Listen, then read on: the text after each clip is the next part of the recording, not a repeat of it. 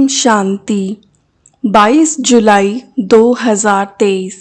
बाबा के महावाक्य। मीठे बच्चे, आप मुए मर गई दुनिया। बाप का बनना अर्थात देह अभिमान टूटना। एक बाप के सिवाय और कुछ भी याद न आए।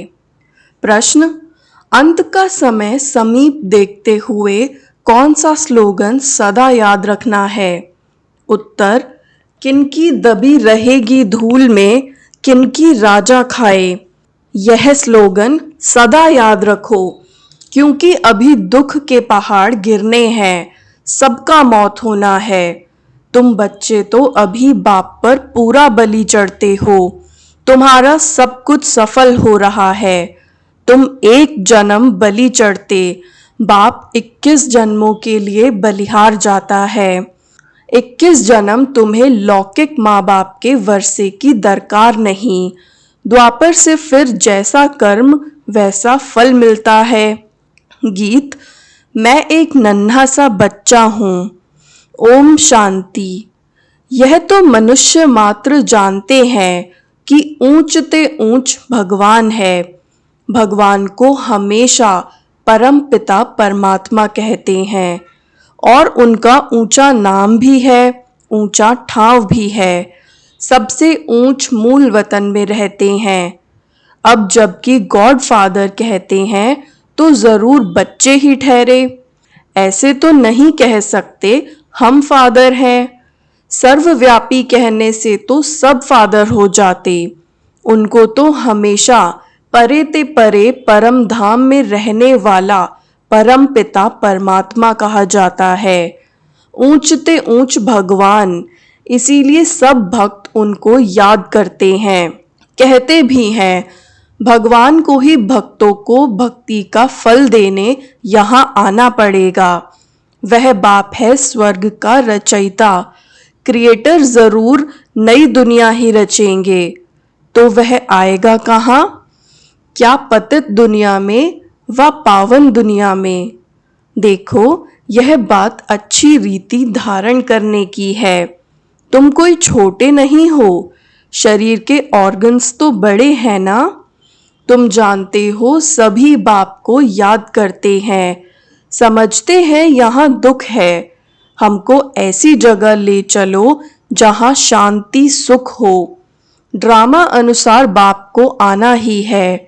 बनी बनाई बन रही, इसमें कोई फर्क नहीं हो सकता।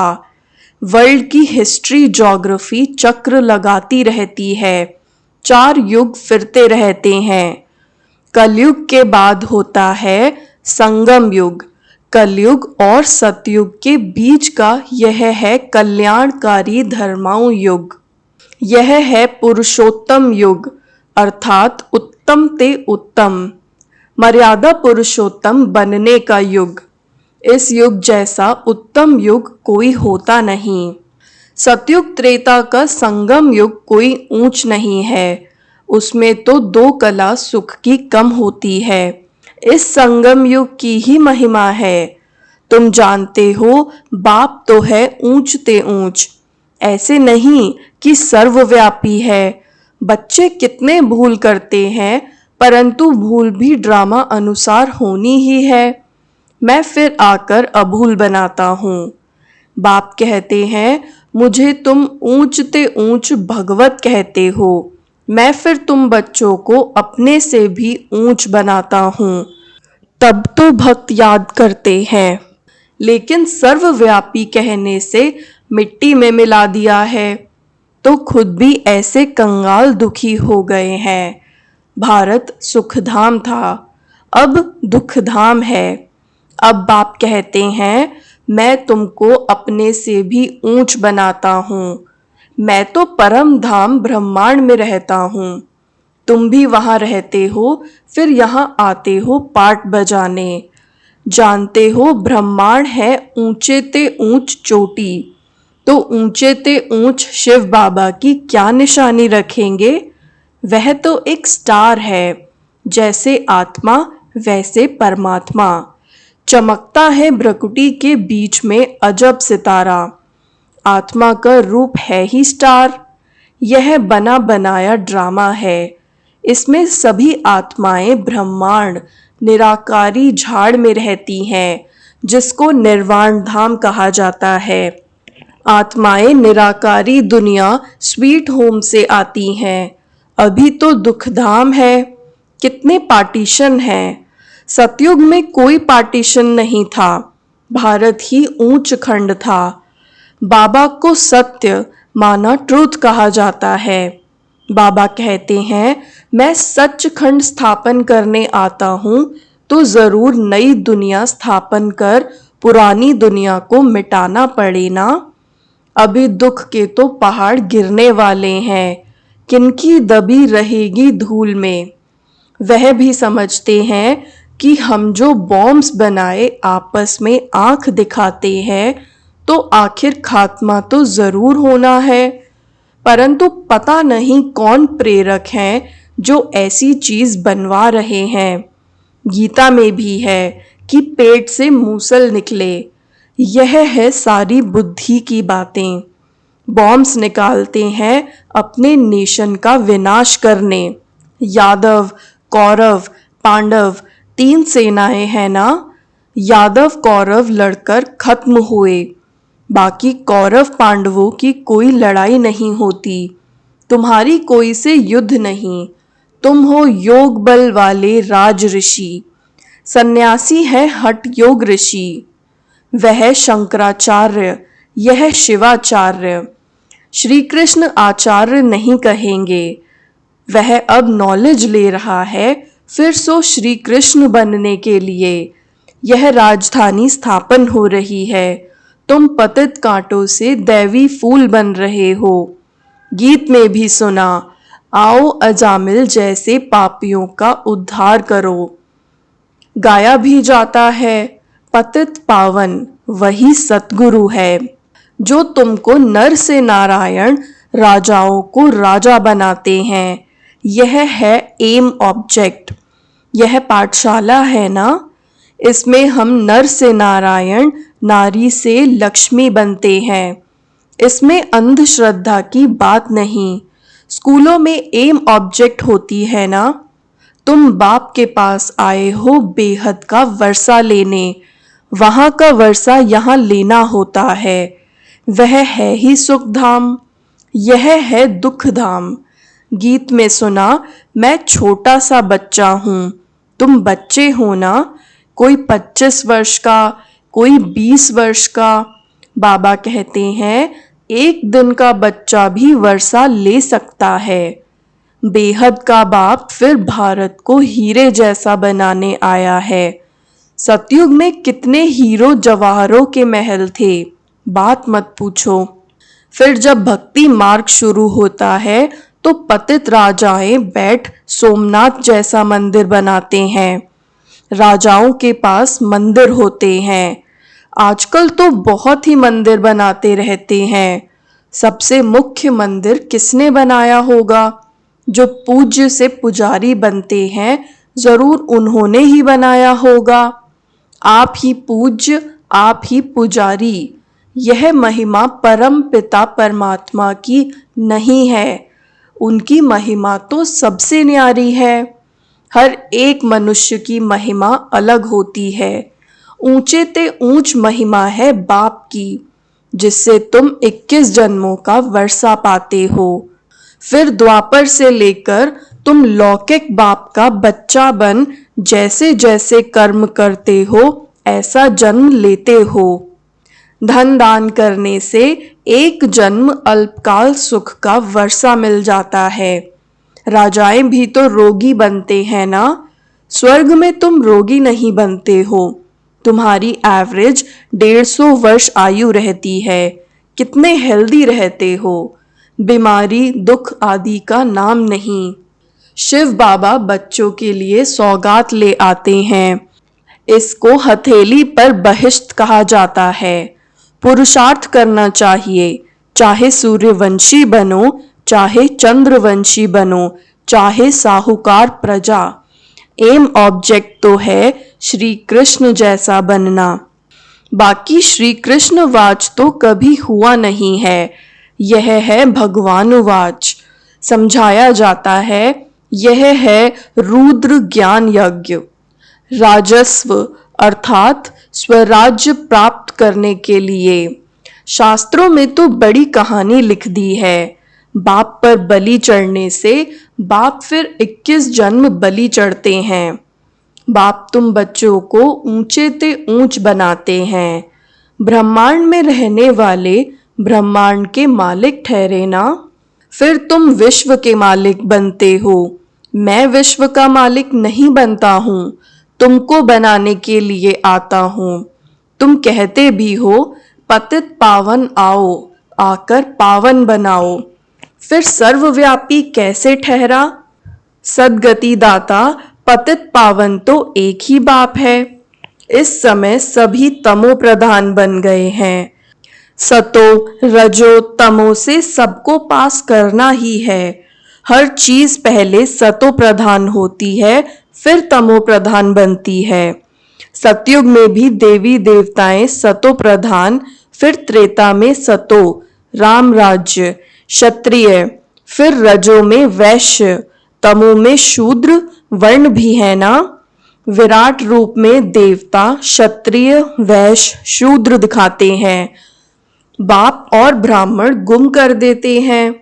तुम ब्राह्मण देवताओं से भी ऊंच हो, क्योंकि तुम भारत की ऊंच सेवा करते हो। तुम हो श्रीमत पर। श्रेष्ठ ते श्रेष्ठ, ऊंच ते ऊंच भगवान की मत मिलती है, जिससे तुम भी श्री लक्ष्मी नारायण बनते हो, श्री श्री शिव बाबा द्वारा। फिर माया का प्रवेश होता है तो तुम आसुरी बन पड़ते हो। कल्प कल्प बाबा ऐसे आकर समझाते हैं। बाबा ने ज्ञान का कलश तुम माताओं पर रखा है, मनुष्य से देवता बनाने। सन्यासी तो माताओं को नर्क का द्वार समझते हैं, निंदा करते हैं, फिर आकर उन्हीं माताओं से भीख मांगते हैं, तो फिर कर्जा चढ़ जाता है। इसीलिए पुनर्जन्म फिर भी गृहस्थियों पास ले फिर सन्यास करते हैं। पुनर्जन्म नहीं लेते तो फिर इतने ढेर सन्यासी कहाँ से आते। भारत पवित्र था, संपूर्ण निर्विकारी दुनिया कहा जाता था। बरोबर देवताओं के आगे महिमा गाते थे। आप सर्वगुण संपन्न, फिर अपने को कहते हैं मैं निर्गुण हारे में कोई गुण नहीं, सर्वगुण संपन्न। यह शिव बाबा की महिमा नहीं है, यह देवताओं की महिमा है। परंतु पूरा ज्ञान न होने कारण राम सीता के आगे भी यह महिमा कर देते। शिव जयंती मनाते हैं, परंतु समझते हैं कुछ भी नहीं है। तो बाप कहते हैं तुम्हारा अब ज्ञान का तीसरा नेत्र खुलता है। देवताओं को तीसरा नेत्र होता नहीं। चित्रों में देवताओं को दिखाते हैं, परंतु वास्तव में है तुम्हारा। परंतु तीसरा नेत्र खुला फिर बंद भी हो जाता है। आश्चर्यवत सुनंती पशंती, औरों को सुनावंती, फिर भी भागंती हो जाते हैं। बहुत अच्छे अच्छे बच्चे माया से हारते हैं। बाप युद्ध कराते हैं 5 विकारों पर जीत पहनाने लिए, बाकी और युद्ध तो है नहीं।